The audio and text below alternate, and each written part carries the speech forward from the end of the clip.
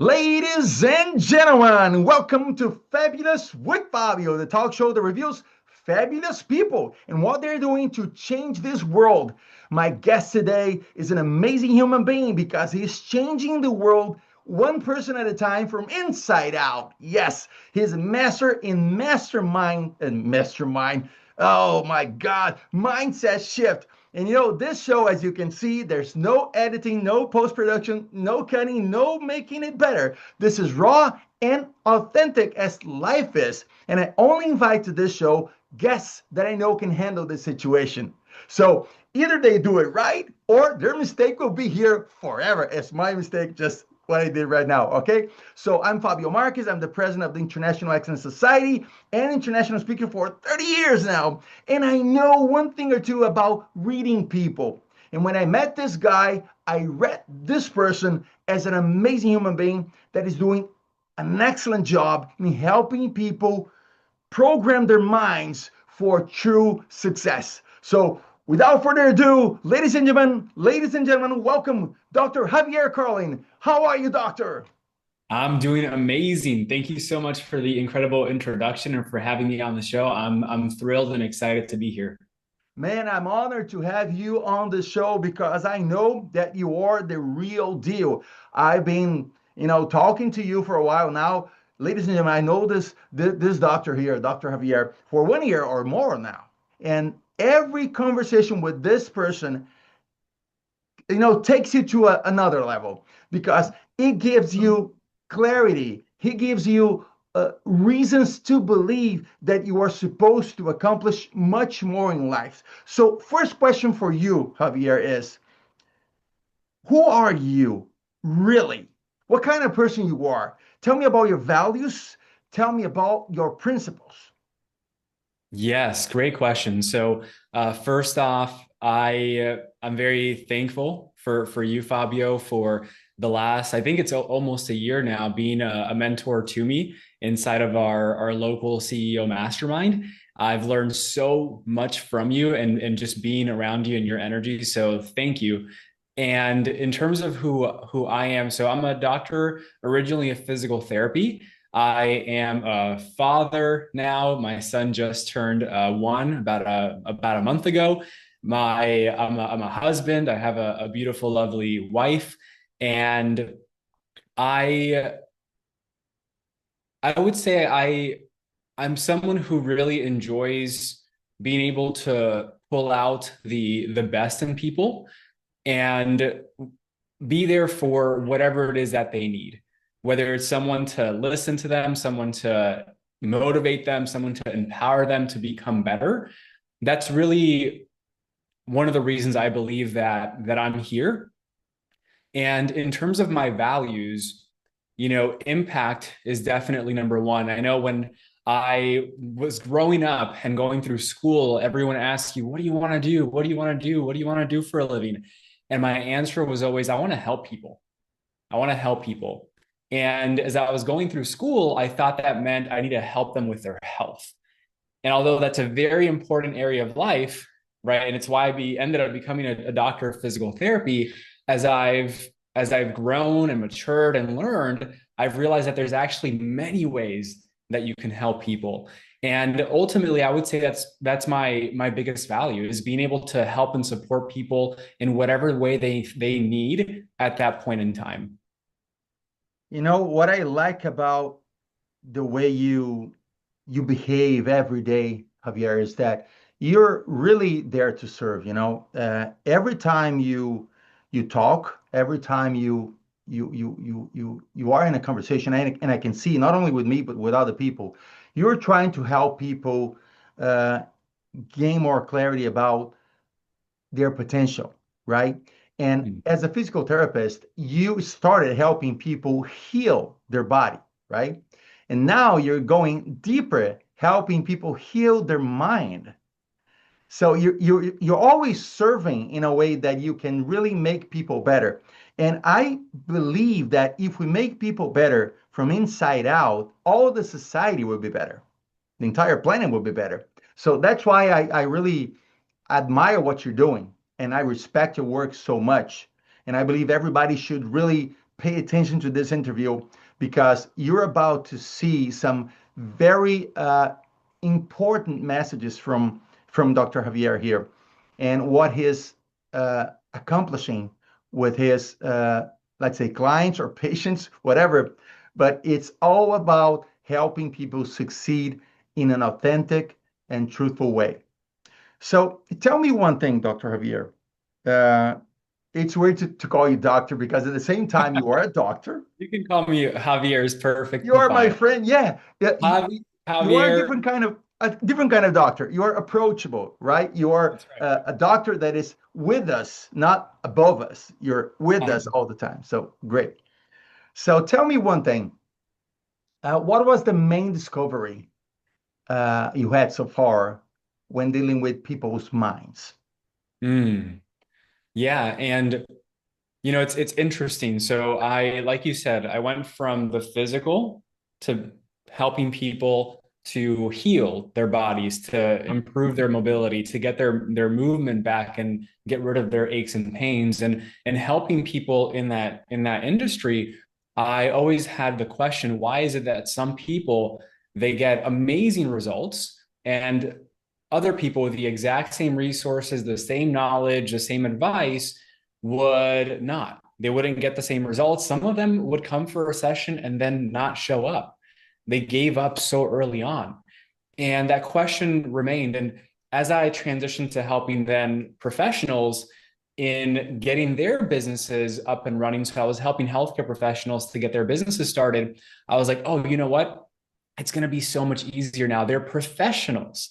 They're going to do everything I tell them to do and get amazing results. And sure, we did get people who got incredible results. And yet we also found people who, for some reason, would get stuck. Some people would pay tens of thousands of dollars and disappear from the face of the earth. And I'm like, what is going on? They've got the same resources. I provided the same templates, the same scripts, the same everything. Why is it that there's such a discrepancy there? And so that's where I started to dig in a little bit more. And I found, wait a second, the difference is what's going on in here. It's their mindset, and not just the surface level mindset, but it's the deeper rooted mindset, the beliefs, the identity, who they believe they are, the values that drive their behavior, and ultimately the thought patterns that they have on a daily basis. And those are formed from our past experiences, our memories, how we perceive events in our life. And if we stay surface level, sure, we might see some change for a little bit when we motivate people, get them excited, teach them something new. But I started to ask the question, how is it that we create lasting change? And that's where I started to dive deeper into how the mind works, how our emotions affect our daily actions and behaviors. And when I discovered what I'm excited to share with you all here today, is when everything changed. Yeah. I've been studying the science of success since 1982, when I was 11 to 12 I have a years old. few years on me now. Yeah. Yeah, a few years. But I mean, you're right on spot, man. Identity is the very first thing that every successful person has in common. They have this strong identity. They are self-aware of their limitations, so they identify their blocks and their barriers, and they eliminate those barriers inside their minds that is creating this identity. Many people want to be successful, right? Everybody wants to be successful, but most people sabotage themselves because they do not know what is blocking them and creating this identity that oh, I'm not good enough. I don't deserve success. Money is dirty, whatever. They have so many blocks, right? And the most successful people I've been studying and interviewing throughout this 40 something years studying this is they really are very intentional in treating themselves in creating this positive champion identity that really liberates their power, right? So what you're doing is really helping people treat this very first step to be truly successful, which is how can I create a champion identity that has no limiting beliefs, there's no barriers, so I can really soar and expand my potential and do and make or accomplish whatever I want. Am I on the right track here? That's 100% correct. 100%. Tony Robbins, who I first heard of him when I was in my early 20s, he said the strongest need in the human is to remain consistent with who they believe they are, their identity. And so if your identity is one that is not in alignment with what you need to do to be able to have the things that you want. I see an identity as who you're being. And if that isn't in alignment with what you need to do to have the things that you want, that's where the self-sabotage comes into play. That's where you say you want things, but your actions don't connect. Your actions don't show that you really, really want it. And it comes down to exactly what you said, Fabio, is the identity of who they believe they are and what they believe they're capable of. And many times, we put ourselves in this box and give ourselves labels. And when we label ourselves, we limit ourselves. And so I always like to say, and I got this from one of my mentors, whatever you think you are, you're always more than that. And I'll give you an example, right? If I label myself as I am a physical therapist and I put myself in that box, I'm only going to see opportunities to be a physical therapist and nothing more. Maybe I won't start my own business. Maybe I won't write a book. Maybe I won't launch a podcast. Maybe I won't be on stages because I'm just a physical therapist, right? And so just that label, that identity limits me from all the possibilities that are out there. And the society also pressures us to be one thing, right? Everybody says you have to focus, you have to focus, you have to focus, right? But I read a book in 1982 about we can be very successful in 9 different areas in our lives. So that was a belief that helped me, be free. So I'm a writer, I'm a songwriter, right? I have a band, I'm a singer, I dance, I do martial arts, I'm a consultant speaker. I run several businesses because in my mind, when I read the book, wow, so this is possible. I don't have to be one thing, right?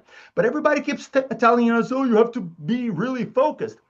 But the difference is, yes, focus is super powerful, but it doesn't mean you have to constrain yourself to be one thing. You can have several things that are aligned with who you are. If you see in my life, everything I do is aligned with who I am and with the message I want to spread and with the service I want to provide to the world. So everything is aligned. So I believe this is one of the misconceptions. I would like your help to help my audience see this. What is the right balance between be laser focused and be open to be more than you think you are? Yeah, that's a wonderful question. I think it starts with the direction that you want to go and ultimately who it is that you want to be.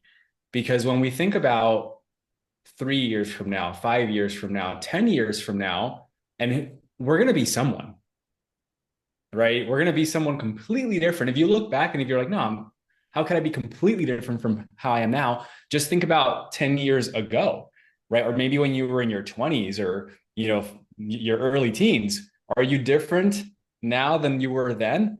100%. Very different. I can guarantee that. If you're not, you're not learning, right? If you're not different, you're not learning, you're not evolving. 100, yeah, exactly. You're literally still a child. And maybe that's what's society has maybe a lot of adults that are actually children right now. Maybe that's that's a conversation for a different day. The point is that the bottom line is that 10 years from now, you're going to be very different from who you are today. And it could either be in a positive way or a not so positive way. You have that choice. So we want to start with, okay, who do I want to become 10 years from now? That avatar, a lot of people talk about, oh, I need to find my ideal avatar. Who's my ideal avatar who I want to serve and help?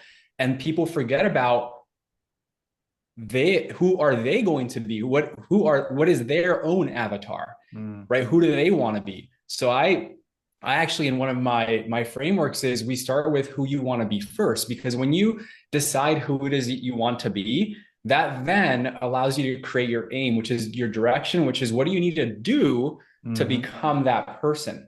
And that's to answer your question where the identity evolves, right? Because it's like, well, if I have to do these things to become that person, then each step of the way there, I'm going to be a different type of person, right? Maybe if I want to become this person who's impacted hundreds or millions, hundreds of thousands or millions of people, and one of the ways is to write a book, Mm-hmm. write a book that reaches the masses. Well, I'm going to have to be, for a moment in time, I'm going to have to become an author, right? To be able to Yeah. write the book. And so I think a lot of people get attached to their identity and to their past, and that keeps them stuck, like you said, not growing and evolving. And so we want to release those attachments to our labels and our identity, and just realize that we're going to become someone new, someone better if we're intentional about it. And that's okay. Mm. That's okay. Because as long as you're true to your values, right? If my goal is to impact tens of thousands, hundreds of thousands, if not millions of people, that's going to require me to do and be a different person at every step of the way. Does Yeah. that make sense? Yeah, and also I believe, man, there are day-to-day activities and there are big projects, right? And people maybe are using the same criteria for different aspects of life. Let's say writing a book is a big project, right? But calling customers or prospects is a task, right? So yes, you can call prospect like, oh, I'm going to call 100 people a month as a task to make money, to grow my business. But when I'm talking about a big project like writing a book or creating a program or creating a company, right? Now the criteria should not be money, should be contribution, right? Why should I write a book that is going to take me months to write or publish, right? If I think I'm only going to write a book if I'm going to make money, you don't write the book. But if you write the book thinking, okay, the book is a way to serve beyond my limitations. So right now, while we are talking here, somebody is reading my book in Angola, in Indonesia, right? So my book is reaching other people that maybe will never have the resources to hire me as a speaker or as a consultant. But now they're reading the book and they're benefiting from that reading. So when I write books, and I've written 12 so far, uh, I see the book as a way to serve people different ways. So I find the time. And so, as you were saying, when you see yourself 5 years, 10 years from now, okay, I've written 10 books. So I feel good because I'm serving more people. If I, but if I ever thought about writing because I want to make money, I would never write a book, right? Because there are more immediate tasks I can do to make money. So big projects, you have to consider who you want to become. Small tasks is about money or living, right? But big projects about who you want to become. Does that make sense? That makes complete sense, complete sense. And even with those minor tasks on a day-to-day basis, the identity of I'm a consistent person who follows through is there, right? It needs to be there. Otherwise, you're going to be inconsistent or not follow through if you're someone that thinks to yourself, oh, I'm a procrastinator. So even those words make a big impact on who you Yeah. believe you are, and then what you do that ultimately affects your results. So 1,000%. One thing that I like what you say always is, maybe, right, the business owner, maybe the sales director, maybe the leader is the bottleneck of their own organization, right? I see many leaders trying to buy their teams training workshops, seminars, keynotes, right, motivational speeches. And I don't complain because they pay me for that, right? But many, many times the leader is the problem. The way the leader sees himself or herself is the problem. They are the bottleneck, right? And you're now working on this solution, and share with us what you're doing to help leaders see how they can get out of the way and allow their business to grow. Yeah, that's a great question. So in the hidden revenue company, it's twofold. It's helping the leaders and also the team members. And when it comes to the leader, right, ultimately, what does the leader do? He leads people, right? He leads people with positive influence to your slogan, right? What you What you preach is influence with integrity. Mm-hmm. And that all stems from who you are, right? You're literally leading people, but in order to lead others, you have to first lead who? You have to be able to lead yourself. So it starts with self-leadership. And I was giving this example by a mentor, right? When you squeeze an orange, what do you get? What's inside? Orange juice, right? What happens when you get squeezed, right? What comes out? Is it confidence? Is it a calm, cool collectiveness? Is it congruency and conviction where people feel that and begin to trust you and follow you as their leader? Or is it fear? Is it anxiety? Is it stress? All that comes from within, and people can feel that. And so you need to work on first you. And there's a few steps to that. And, I do believe in the skills and the tactics and even motivation, right? All of this is super important. And what happens is underneath the surface, so let's say we have like this iceberg, right?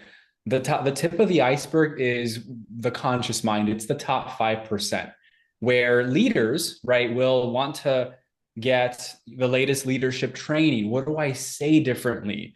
How do I structure my meetings differently? How do I communicate with my words differently to the team? And isn't it true that one person can say something and another person can say the exact same thing? And depending on who's saying it, it holds a lot more weight. For one person saying the same thing, their team's like on board, they're fired up, they're like, let's go. And for another leader saying the same thing, the team's like, this guy never follows through. He's just, talking out of his, what. And same words. So are the words important? Yes. And there's something deeper there, right? The bottom 95%, which is more of the unconscious mind, is where the behaviors come in, is where the beliefs, the thoughts, the identity, the values, and who you're being inside is actually projecting outside. And so when it comes to self-leadership, it's really understanding your past, not living in it, learning from those lessons so that you can be a better version of you in the present. So those ideas that we mentioned, right? The training, the skill sets, the tactics, the motivation, like I said, super important. And if we're putting that on top of a creaky foundation, a foundation of sand, where there's a lot of baggage, so to speak, from the past, limiting beliefs about who you think you are. I'm not a great leader, right? People don't trust me. All these things that are actually happening beneath the surface. That's where maybe someone gets results and changes for a little bit, but then they revert back to who they were. That's where the self-sabotage comes into play. So looking at yourself as a leader, it's understanding like, hey, what am I doing to reset my internal state? What am I doing to reset first my programming? It's kind of like with our phones or our laptops, right? How often are they saying, hey, upgrade your iOS, upgrade your iOS? Because if you don't upgrade it, what happens? The computer slows down and it eventually crashes. So most people haven't upgraded their iOS, their internal operating system, for years, decades, if ever. And they're wondering why are things moving so slow? Why do I feel like things are crashing down, right? Why can't I get ahead? Because just like a computer, you have to upgrade your iOS. Man, that's a great analogy. A great analogy. And you're helping me realize why I've been so successful with my clients now, because I've been serving major corporations for 30 years, right? Major names and brands but before me, they had tried other consultants before. They had tried other speakers before. But very often they tell me, Fabio, I don't know why. I don't know what you did. We've been running hundreds of workshops on leadership or sales before, but it's the very first time that people are actually implementing, right? They're actually getting results after your workshop. So what have you done differently? And now you're saying it as it's because I'm always paying attention to upgrading their iOS before I go into the techniques or tactics, right? I usually spend the first quarter of every workshop or keynote uh, revisiting their belief system and building this foundation that will set them free to really feel empowered to do something. Just the other day, I came out of out of the stage, and people came to me saying, "Fabio, I've been to all the gurus about and I always leave those events feeling guilty, feeling I'm not good enough, I'm very behind." But out of your keynote, I felt empowered. I felt, ready to fly. So, and that's what you're saying, man. Somehow, I'm first taking care of their inner thinking or their internal operational system, and then I'm building on top of that solid foundation, I'm building the strategies and techniques, and that's why they're getting results better with me than with other consultants. You just show me now. Now it's clear. Yeah, yeah, and I've also noticed that you do that very well in our monthly masterminds as well, right? You teach us who do we need to be and how do we need to think, and when we understand those principles, it's a lot easier for us to do better. So all around, yeah. Okay, man, listen, I need to ask you this. You have showed us already, and you have proved that identity, which is the first element for truly successful people, this is very important to build a stronger identity. And so you have to revisit your internal operational system and destroy the limiting beliefs and build stronger beliefs that allow you to grow and expand. This is number one. Number two of my research is vision, right? So, and you have touched that as well. You have to not only have objectives or goals or what you want to acquire, how much money you want to make, or how big you want to be, but also what is the person you want to become, right? So you can really expand your power and your influence.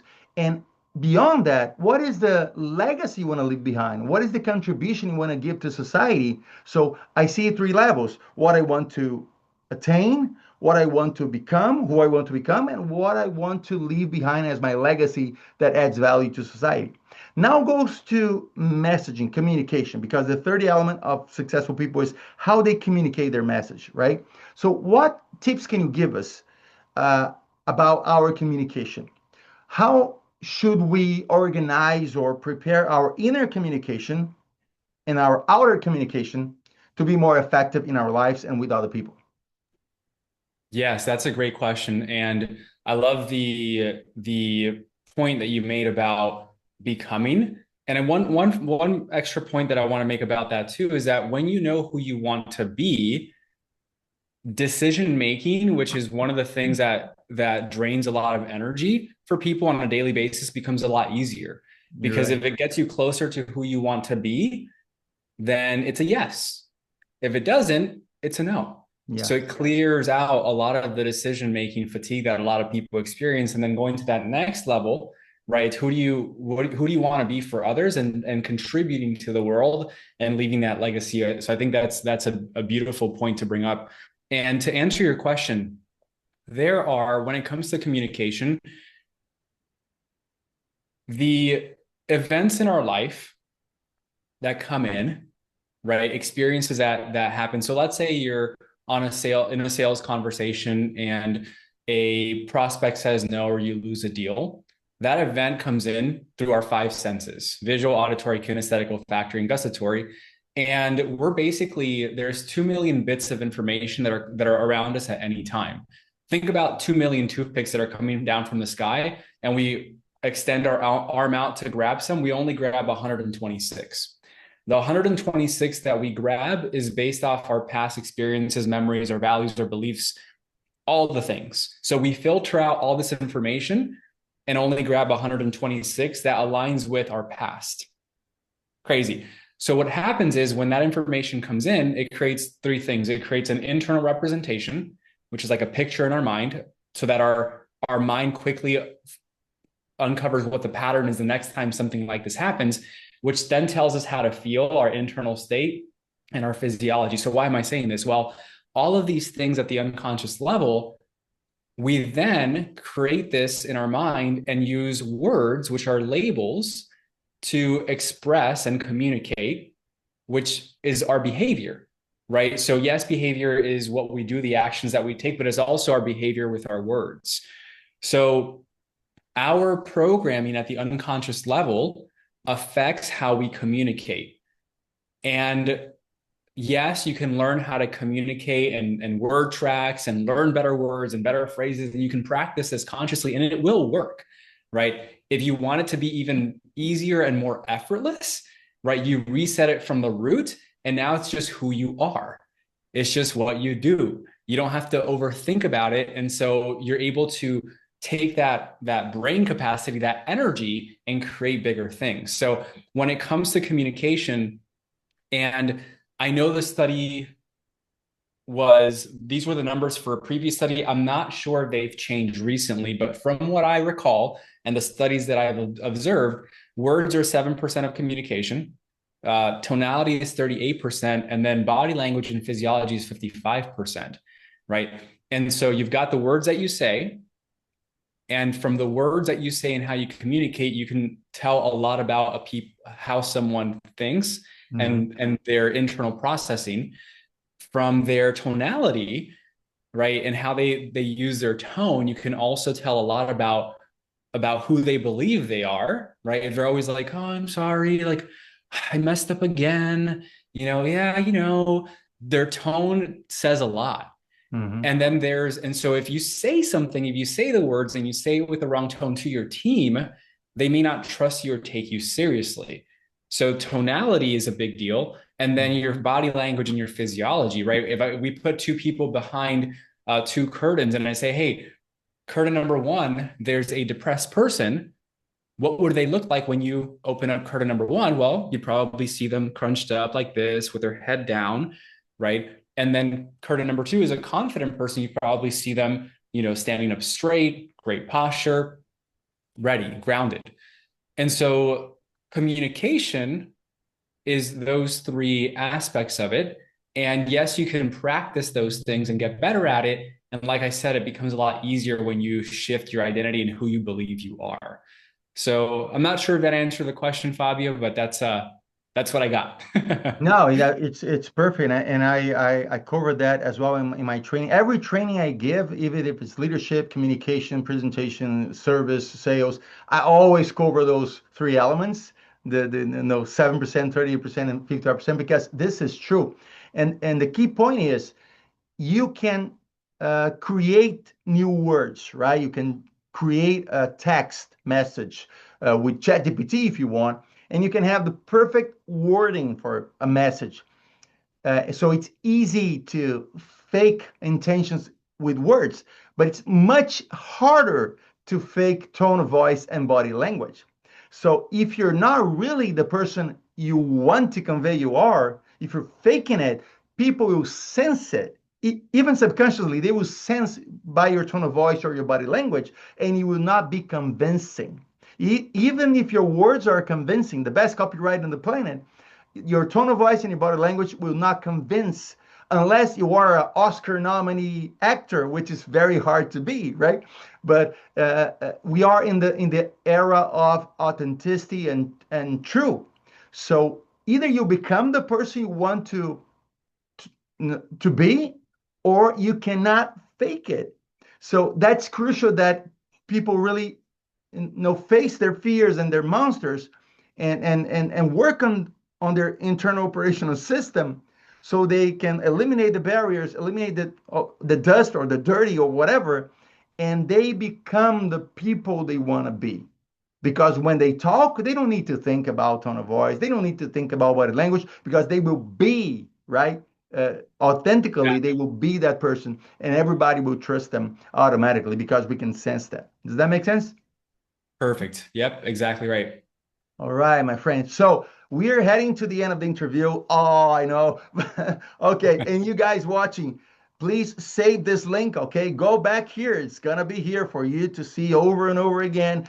Take notes. Go look for Dr. Javier, LinkedIn, or the link that's gonna be here in the description of the video. come back here because there's a lot of information here that is useful. You should listen to it more than once, or really to really absorb it and start the change. Now I Mhm. want to ask you two things. First, what are the key three lessons you have learned from helping so many people, and of course helping yourself first, as you said yourself, you have to help yourself first, then you can help other people, and you have done that. So what are the three main lessons you have learned from helping yourself and helping other people around you? And then I go to the second question. Yeah, yeah, that's a really great question. So three lessons. Wow, there's so many lessons. And I think I think for a while, going back to what we were talking about, I've been so focused on what I want to have, right? What are some of the things I want to have? You know, the cars, the homes, the watches, all these things, which is fine. There's nothing wrong with that. We wouldn't have that desire inside of us if we weren't meant to have it. And I was so focused on that. And I think the reason we have that desire is when God places that desire in us, right? He knows that we need to do certain things to get those things. And that forces us to become better. I wish I would have definitely focused on who I'm being first. So, what do I mean by that? Because I used to hear be, do, have, the success principle, right? Be the person first, then do, and then have, instead of have, do, be. And I was like, what does being even mean? How do I be? Was a question. And then I was like, oh, how you be, who you are, is a reflection of your thoughts, your beliefs, your identity, and how you perceive the world. So one of the first lessons is I wish I would have learned that sooner, because I would have been able to collapse time and achieve who I'm being faster, right? Great. I think that's one big lesson is focus on the being, because everything else comes easier after that. So I Mm. would have done that. The second thing, which I actually learned recently, is this idea of setting big impossible goals, not for the goal itself, but to shift how you think about achieving and becoming the person who could do and achieve that goal. So I recently learned this, and it was a game changer for me, that if you've got a smaller goal, a goal that you think is realistic, typically all you have to do is work a little bit harder to reach that goal, but you're doing more of the same, which is not, it depends on what you want, right? If you've got a goal that is impossible, that you believe is impossible to reach, whether because it's, and I'm going to use numbers, financial revenue, because it's just easier to see, right? Let's say you say, I want to make $10 million in the next 10 years, but then you say, wait, what if I want to do it in a year? The way that you get there, completely different. And so that shifted my mindset, because it's not about hitting that goal necessarily. If you hit it, great, and you'll likely achieve more than what you thought you would do if you kept it small anyway. But it's the way you get there completely shifts, and there's only a few paths that you can take to get there. So I learned it's called pathways thinking, is the second recent lesson actually that I learned that's shifted how I see the future.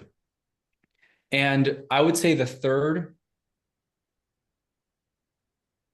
a lot of people, when they hear about what is your, like, really know your why, right? What's your motivation? What's your fuel? They discount that and say, oh, it's just to be, just because I want, I want to have nice things and I want to be with my family more. And like, that's why, right? Everyone says that. Everyone says that. And while that might be true, one of the lessons for me was really, really spend and invest your time and energy really thinking about this, right? Don't write a sentence or a word, family, freedom, fun. Like, actually go deeper on it and really bring your energy and your emotion into it, because that's going to determine your results. If you treat it like, oh, it's just a quick exercise, it's not going to have the effect. And that is going to be the fuel that continues to pull you towards the positive future that you want. And so those are the first few lessons that came up for me that I've been taking very seriously, even just over the last several months. Great, great answers, man. And I remember when I was still stuttering because I studied until 18, and I set this goal that I wanted to be an international speaker. was for me was something impossible, right? Being able to speak in three different languages in several countries. I was stuttering in my mother language, and everybody was laughing at me at that time. But for some reason, I felt like if I had this big dream, right, that would help me do whatever I needed to do to accomplish that. And I've been living this dream. And many people that were laughing at me, now they look at me and say, "Oh my God, how do you do it?" Right? So I agree with you 100%. When you have big dreams, you change the way you think, and you find shortcuts to get more from life and to offer more to life, right? And I believe this is the key. When you are willing to give more to life, life gives you more back. So it's about really how what is this, how much value are you willing to give that will be proportional to the value you're getting from life. So now my final challenge to you, Javier, is this. Let's say I'm going to give you just 1 minute and I'm going to time you. I'm going to give you just 1 minute, and I'm opening my clock here, my timer. I'm going to give you 1 minute, and you have 1 minute in front of a camera that is broadcasting to 8 billion people. Okay. The entire planet, as we know it, is watching you, and you have 1 minute to give this message about one or two actions people need to take to get closer to the people they want to become.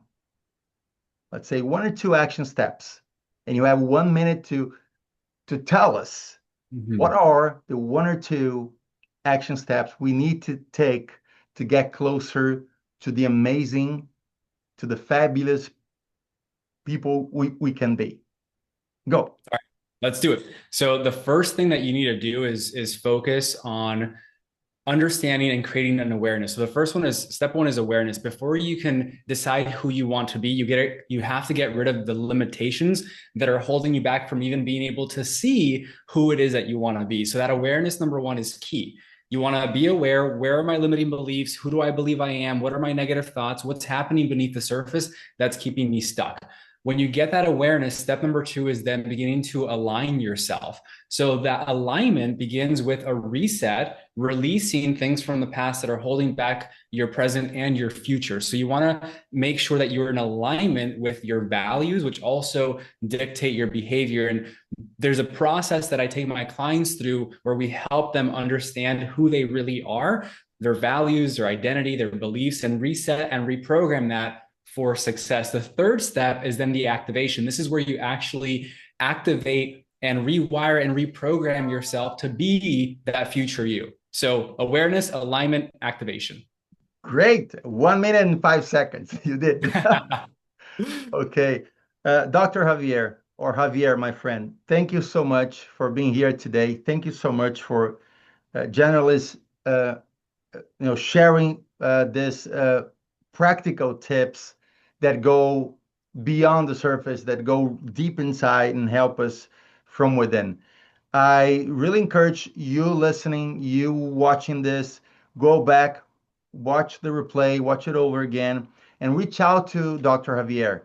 If you want to really get the proper help to really get to know who you are, identify the limiting beliefs you have, and it's not in a mass production way, in a very customized, personalized, intimate way, because Dr. Javier, different from many other people that call themselves the gurus or whatever, the mindset, whatever, he's really committed to help you, right, in a very personal level. I see many people out there having major events with thousands of people, but they're not really seeing you, right?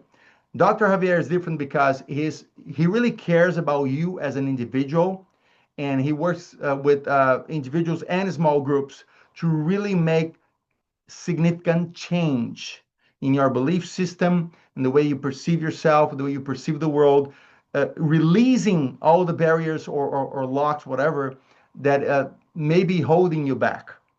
And working with Javier is a pleasure because he's accessible, he's reachable, he's humble, intelligently humble. Everything he knows, and he's able to convey his message in a way that is relatable, right? It's next to your heart. So I encourage you guys to reach out to Javier, know more about his work, and all the links will be in the description of the video.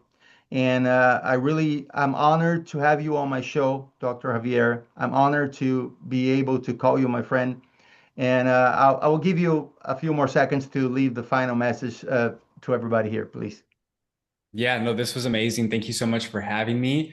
And for the listeners, right? I think at the end of the day, we want to leave this life, this earth that we live in better. And in order to leave it better than it was, whether it's for the people in it, for our family, for our kids, for their kids, it starts with focusing on us becoming better. Because when we become better, we're able to do better things and make even if it's a small dent in the world, we're able to make the world a better place. So thank you for having me. And yeah, this was amazing. Yeah, thank you so much. And the final message, guys, be the change you want to be in the world, right? So it starts with you being better, and the world around you will be better as well, even if it's just by looking at you and your example, your willingness to change and evolve. Okay, ladies and gentlemen, this is Fabulous with Fabio, and our guest today was Dr. Javier Carlin. Listen, if you want to be a guest on my show, just reach out. If you qualify, I'll be more than honored to have you on my show so we can help people see how fabulous they can be. Take care of yourself, stay healthy and wealthy always. Talk to you soon, guys.